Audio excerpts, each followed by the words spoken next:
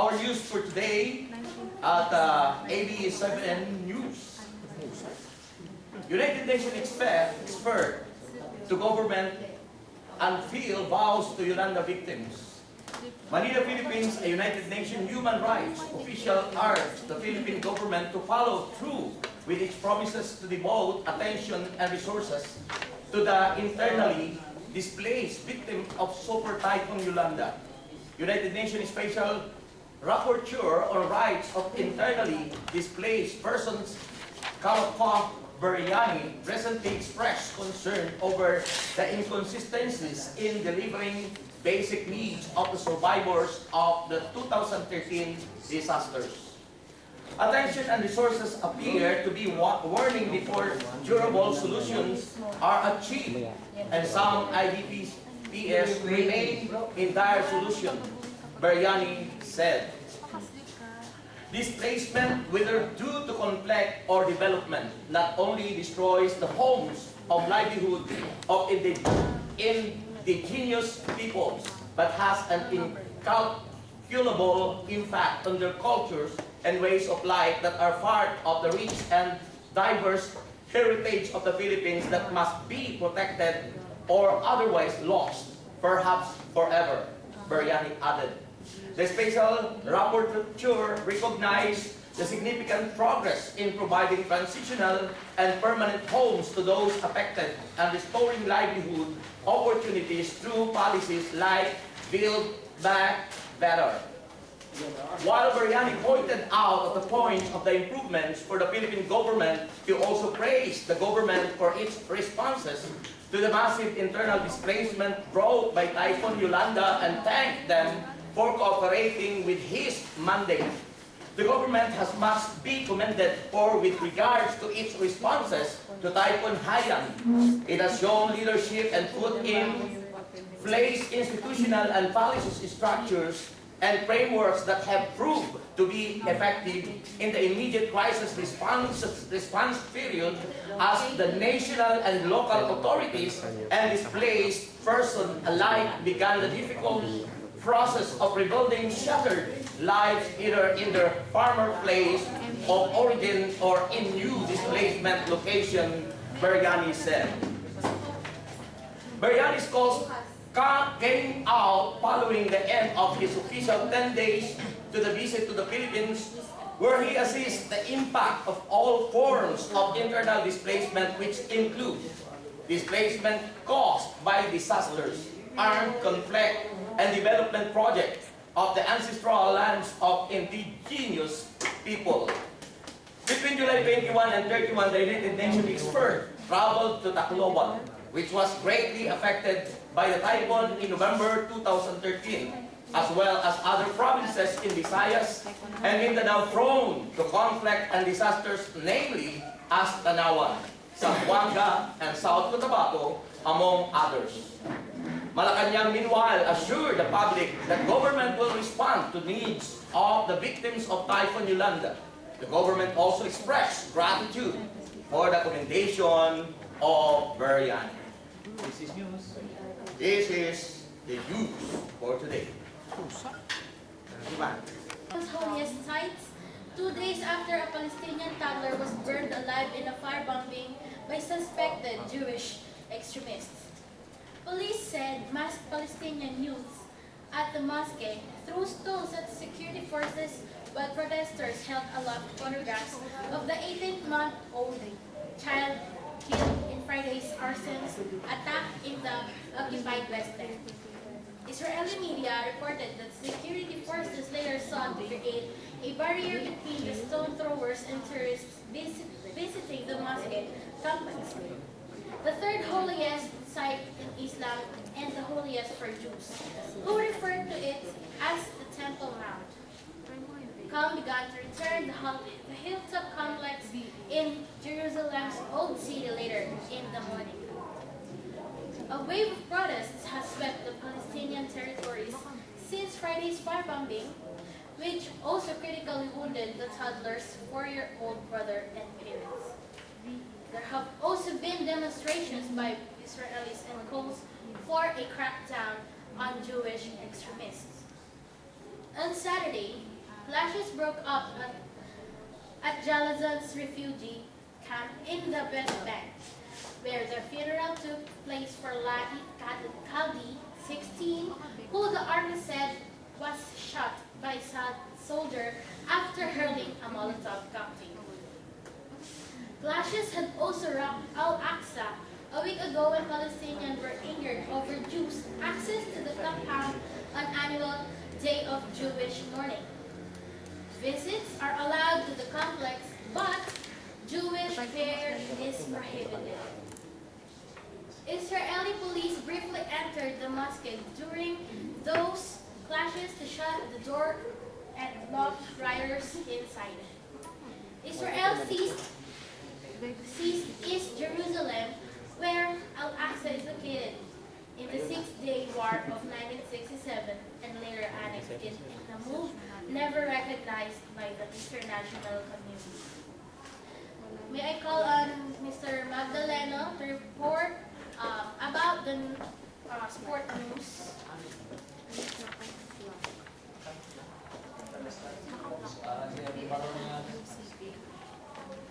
Dolly confident of Ascal's for World Cup qualified. Philippine Ascal's head coach Thomas Dolly believes he has formed a squad that can take the country for greater heights against some of Asia's strongest teams in the World Cup qualifier. Now on his second year as head coach, Dolly believes he has found the right mix of players to be banner the countries bid for the World Cup. Working closely with Ascal's manager Dan Palami, Dolly infused some fresh talent to the team by calling up Locke Woodland, Stephen Palya, Kevin Ingreso, and Lynn Ramsey for matches against Bahrain and Yemen last June. The entry of the four players coincided with the return of Stephen Scruggs, Neil Etheridge, and Javier Patino, as well as the resurgence of Miss Maisla Bahanduran, who has scored 2 goals in 2 matches.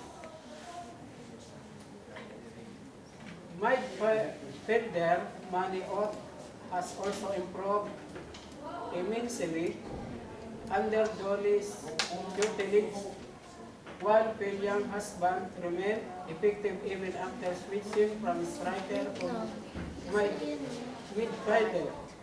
The Ascal's result have been impressive 2-1 home win over Bahrain, followed by a 2-0 blanking of Yemen in the first 2 matches in Group H. The Philippines will face Uzbekistan on September 8 at the Philippines Sports Stadium before playing out for a couple of away matches in Pyongyang against North Korea on October 8 and in Manama against Bahrain 5 days later. The top 10 in the group will secure a play in the 3rd round, along with the 4 best second placer from among the 8 brackets. The 12 teams in the 3rd round will also gain automatic slots to the AFC Asian Cup in 2019. Asia had been allotted for spots in the 2018 World Cup finals in Russia, which means the top 2 from each of the brackets in the 3rd round will qualify. Strong and thank you.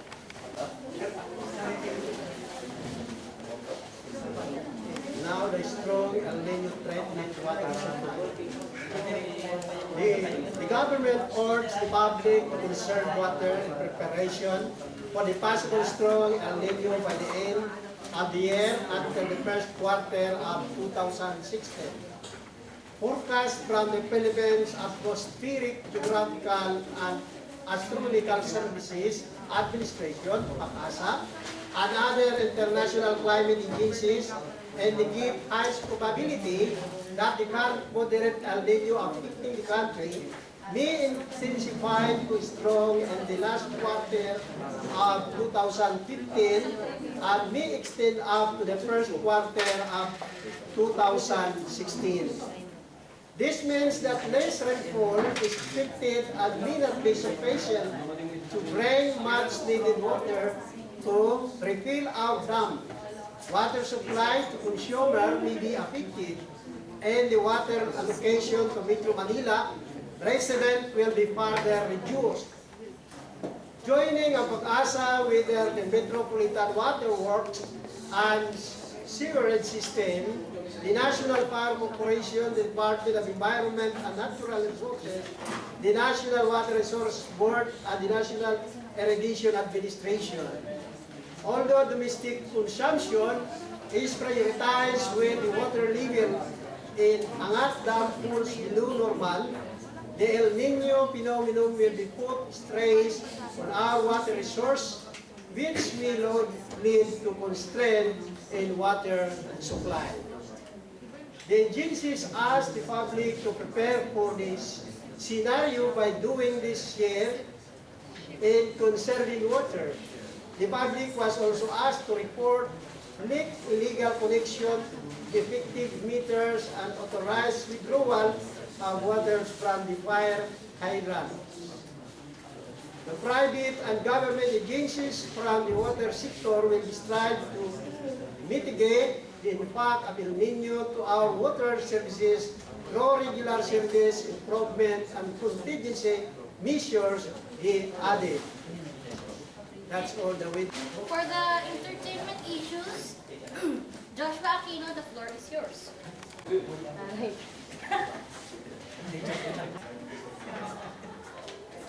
Tawa ka, ikaw sige, kasi ka mamaya. With Robbie during Philippines Day. Sandara Park has been busy lately with her Korean friends around Manila and in neighboring areas like Tagaytay. At her Instagram account, Park shared photos of her Korean actors Jung Ki-young and Lee Pyung-gyo. Despite being busy, Park still makes sure to catch some of her Filipino friends, and among them is Robbie Jr. On Sunday, the Korean star shared a photo of himself and Domingo, which she captioned with, "Long time no see with Robbie." The photo already has 4,000 likes and close to 100 comments. Park returned to the country on Tuesday to attend Label Mate's Big Bang. The South Korean boy band composed of G-Dragon, Tab, Taeyang, Taesung, and Seungri held a concert in Mall of Asia Arena on Thursday. Her return fund speculation that she will appear as a guest at the concert. However, Park was only part of the audience, just like during the concert in 2012. Fame in 2014, when she finished runner-up in the ABS-CBN Talent Search Star Circle Quest. After staying up and TV projects, Park, however, decided to leave for South Korea to pursue a showbiz career there. In 2009, she took on the name Dara as a member of 2NE1. That's for entertainment. For the Brother B. Brother Jobert pala.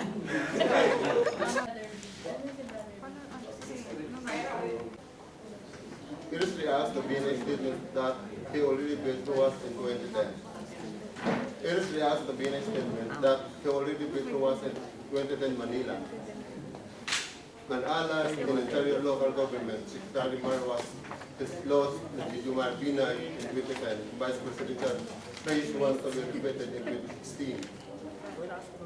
Speaking to the same end, LP Chairman for Political Affairs, Representative Edgar L. said, the political atmosphere is much different now compared to the conditions in 2010, when Binay defeated Roas by a slim margin of over 700,000 votes.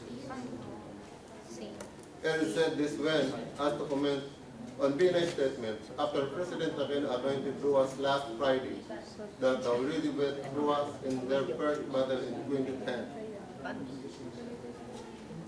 Deputy Presidential Spokesperson Abigail Barty also has the same observation, and she said Venus in 2016 will be affected by his failure to answer allegations against him in the Senate. That's the news. Good afternoon, everyone. We are the DWN, the Divine Wisdom Nation. I'm Felicito Briones for the Bane Broadcaster. I'm Mr. Bicap for the local news. I'm Mary Joy Encina for Foreign News. I'm Mary Grace Dasilio for the entertainment broadcast. I'm Christian Delesa for the sports news. I'm Eric Mayugaw, weather broadcaster. Tingnan mo galit.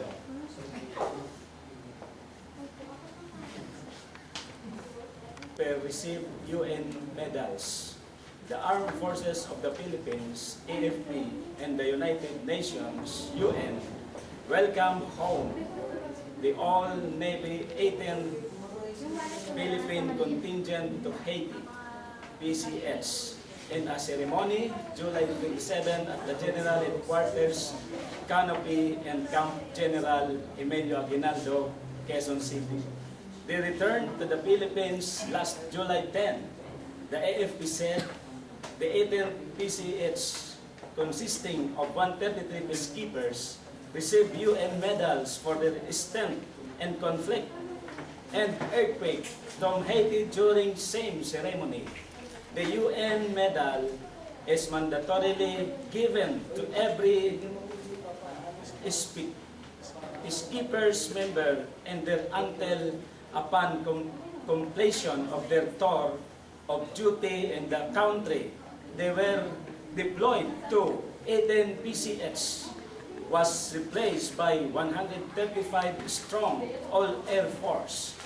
19 PCH peacekeeper operation is the Philippine military commitment to the United Nations and the advocacy. How about the local news? For the local news, AFP deploys drone helicopters into this Metro Manila wide drill. The Armed Forces of the Philippines participated in the Metro Manila wide earthquake drill at 10 a.m. today, spearheaded by Metropolitan Manila Development Authority, MMDA. The earthquake drill was dubbed as shake drill, which to prevent panic in case a magnitude 7.2 quake hits the metropolis.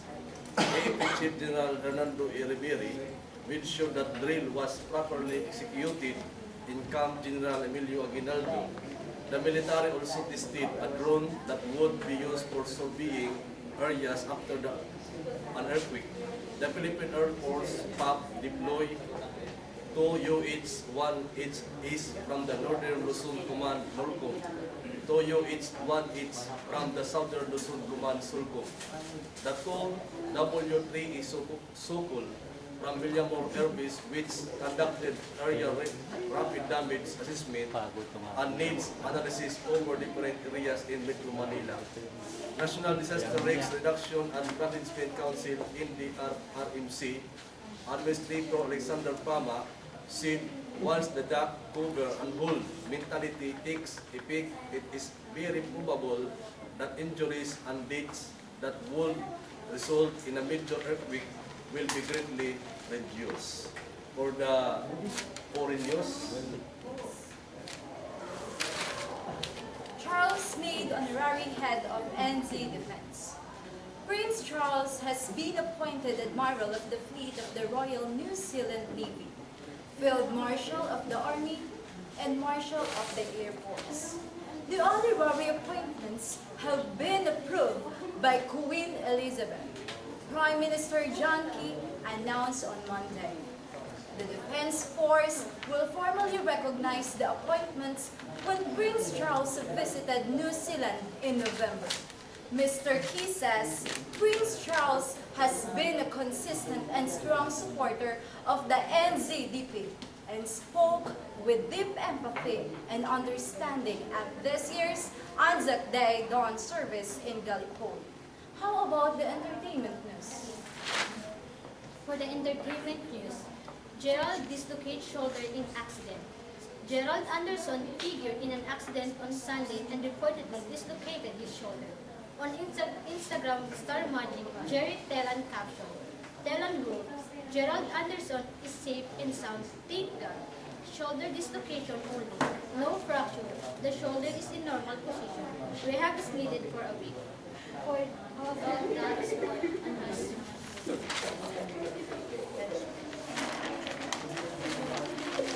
Brother co-headline Pinoy Pride 3025. On August 7, 2015, Pinoy Pride will once again be featuring the best of the Philippine boxing. The elder Jason, 35 wins with 2 losses with 22 KO.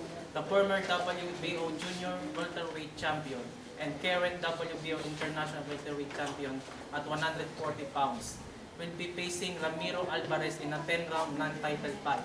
And the younger Prince Albert Pagara, with 22 wins, 0 losses, 15 KO, will defend his undefeated stake and his IBF Continental Super Bantamweight title against Jesus Rios of Mexico.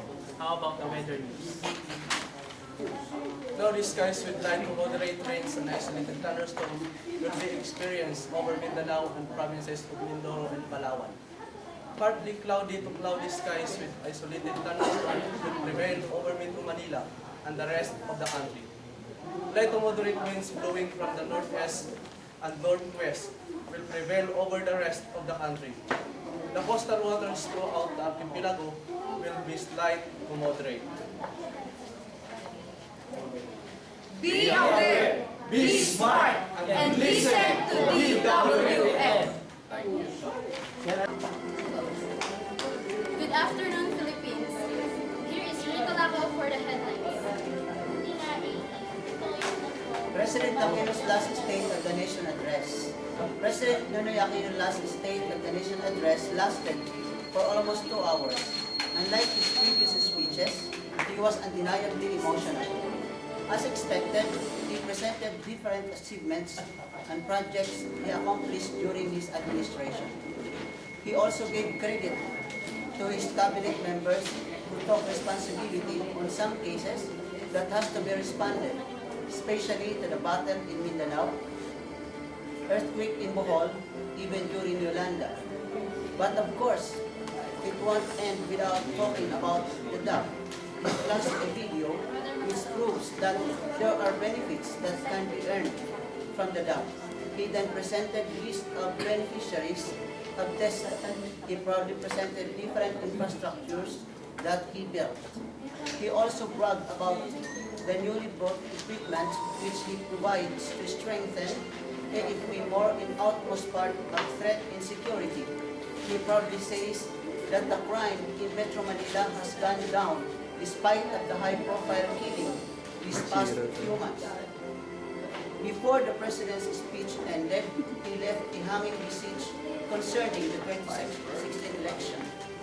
Though from his previous speeches, he was delivering more of a threatening voice, but this time it is contrary to the previous ones, particularly when he finally spoke about his beloved parents. His sister began emotional while watching inside the session hall. There were different reactions regarding the speech of the president, but I am positive that there will be more reactions coming because it is still the taong bayan who will judge in the end. To the president, that will only last for 2 years, for it is already written in the book of history. Rico Laco reporting, CDW News. And for the local news, first, Judith Cardo. On local news, logo stickers used to cover license plates unauthorized. The Supreme Court has disavowed stickers that some motorists have to obscure the numbers on their license plates. The stickers originally showed in PGP or Top Gear Philippines have lingered. Some netizens who say they may have been used to circumvent the Unified Regular Volume Reduction Program because the last digit of the plate number is obscured. The Land Transportation Office has yet to issue a statement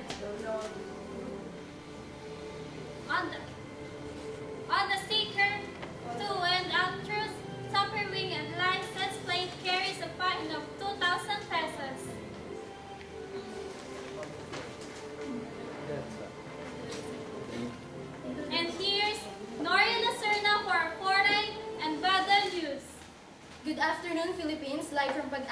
Weather Forecasting Center, here is our latest weather information.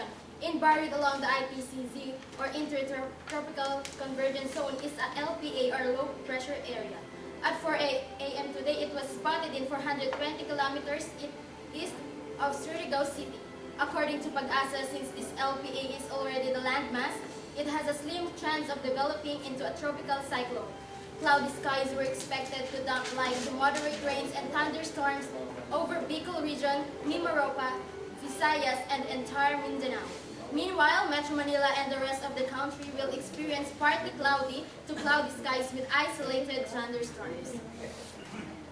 Meanwhile, Pag-asa said that due to process of LPA or low pressure area, hanging habagat or southwest monsoon is about to affect the country in the coming days. At this point, let's check the weather condition within 3 days. Starting off with Baguio, as expected, possible rain in afternoon and evening. Next, Metro Manila will have partly cloudy skies. And lastly, Zamboanga City will experience rains tomorrow. Don't worry, the weather will improve on the next days. Let's check for the sunrise and the sunset. The sunrise was 5:27 in the morning and it will set at 6:27 in the evening. And that was for our latest weather information. For more updates, like us on Facebook at panahontv.com and catch our program from 5 to 5:30 in the morning, only here in People's Television. This has been your weather reporter and lover, Noria Lacerna. Good afternoon. And for our foreign news, monsoon rains kills more than 100 people in India. New Delhi heavy monsoon rains have killed more than 100 people in India in the past week and forced tens of thousands of people to take shelter in state-run relief camps. India's Home Ministry and Sunday. A cyclone struck the worst hit state of West Bengal, where 48 people have been killed and nearly 215,000 villagers have been taken to relief camps after heavy rains triggered flooding, the ministry statement said. And here's Sarah Gino for our entertainment. Hello everyone, I am Sarah Gino for Entertainment News. Months after suffering a miscarriage, TV host and actress Mariel Padilla is pregnant with twins. Her husband, Robin Padilla, announced last Saturday. He posted a photo of Mariel's ultrasound test on Instagram. Maria and Duarte Padilla, Sha'ala, God willing. The location of Mariel's series on Instagram post showed that she was at the Asian Hospital in Muntinlupa. For more showbiz news, like my Facebook page at official Sarah Gino. Thank you.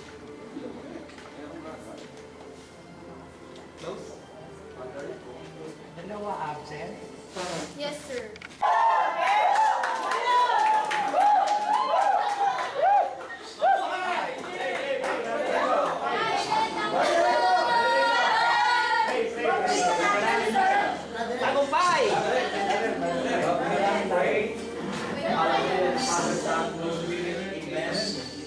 Heavenly Father, in the name of Jesus Christ, Lord, and Lord God, we thank you so much, Lord God, this day, because this is a very important day for our professor, Brother Lazar. And we pray, Lord God, for his long life, O Father. We thank you so much, Lord God, for all the blessings that he received from you, Lord God. Bless him, Lord, and cover them, Lord, with your presence, God. We thank you so much, Lord God, and we pray and we pray, Lord God, long life, more blessing, more power, more anointing, Lord God. Thank you so much, Lord God. In Jesus' name, amen.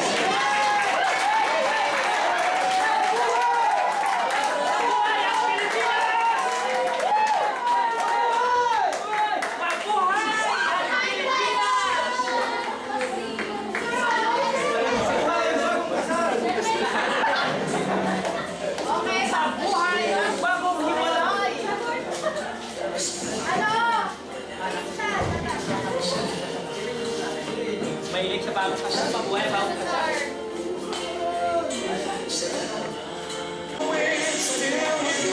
Give me when I'm calling. Lord, you see who I am yours.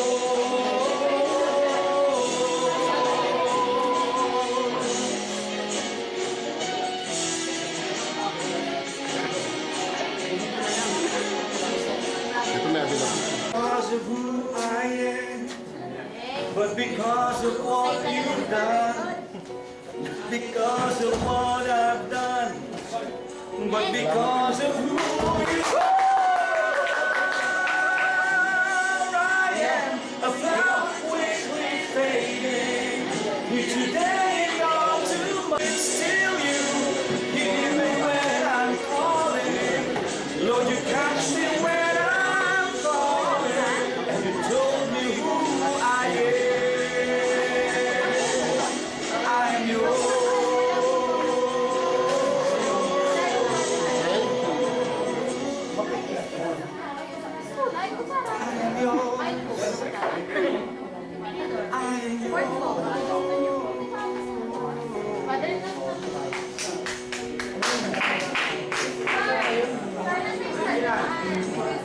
Who shall I fear? Who shall I fear? 'Cause I am yours. I am yours.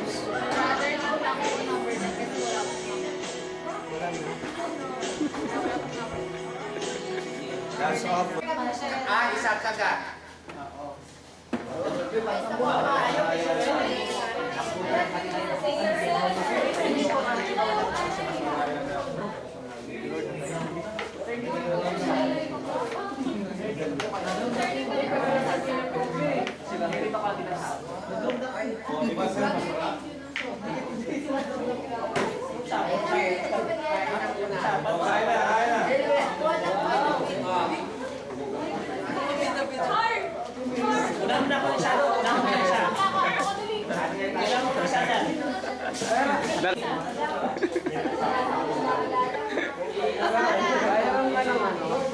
Okay na lang. Oy, sister, sana yung akin, sister.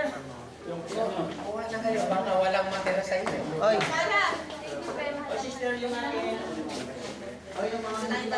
ayun, busog pa ako. Okay lang.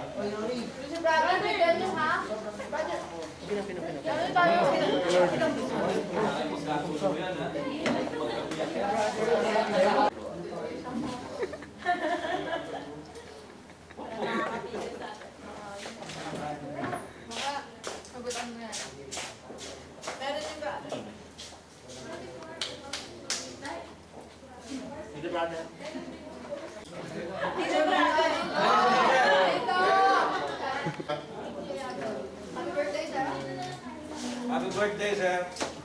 Happy birthday, Happy birthday, to sir. you. Happy birthday to you. Happy birthday, happy birthday. Happy birthday to you. Happy birthday to you. How old are you? Let the bright and morning star which used to light the way for my days wandering heart. Not because of who I am, but because of what you've done. Yes. Not because of what I've done, but because of who you are. I am a flower quickly fading, here today and gone tomorrow. A wave tossed in the ocean, vapor and the wind still you. Hear me when I'm calling, Lord, you catch me when I'm falling. You told me who I am. Original.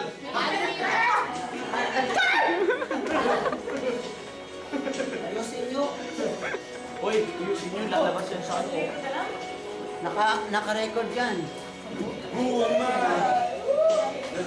Pinalisig.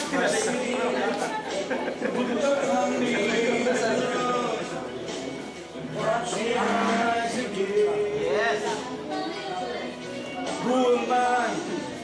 Let the waves that calm the sea will crawl out through the rain and calm the storm in me.